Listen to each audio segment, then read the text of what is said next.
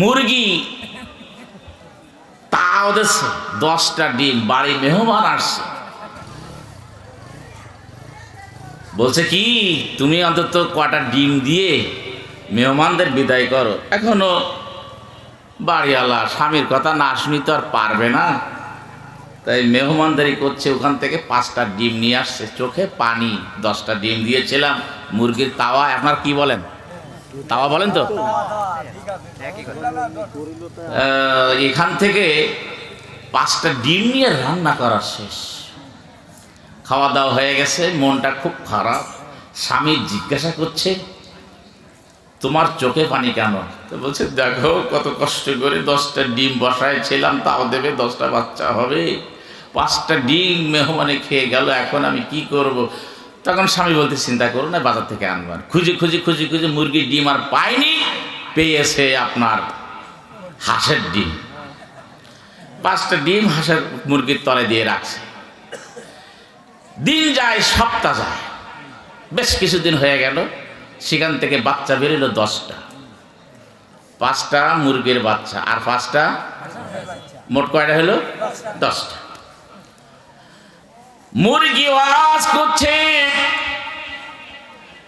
আমার বাচ্চারা খবরদার, ছাদখানায় যেও না, পানিতে যেও না, সর্দি হবে, কাশি হবে, জ্বর হবে, মারা যাবা।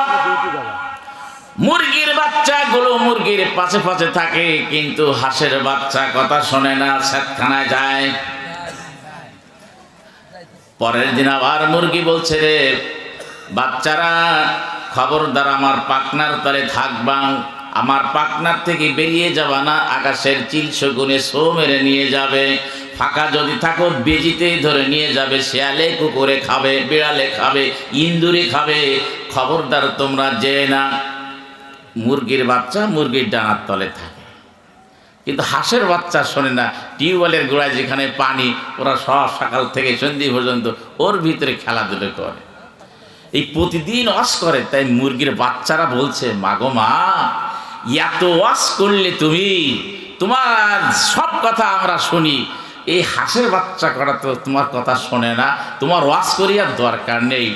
তখন মুরগি বলতেছে বাচ্চারা তোরা হলি আমার জাতে, আর ওই কটা বিয়ে জাতে।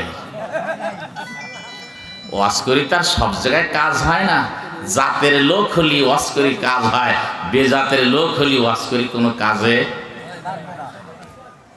এই জন্য আগেই বলেছি, যারা, আমি খুব সহজ বক্তা না, কিন্তু কড়া আছে একটু,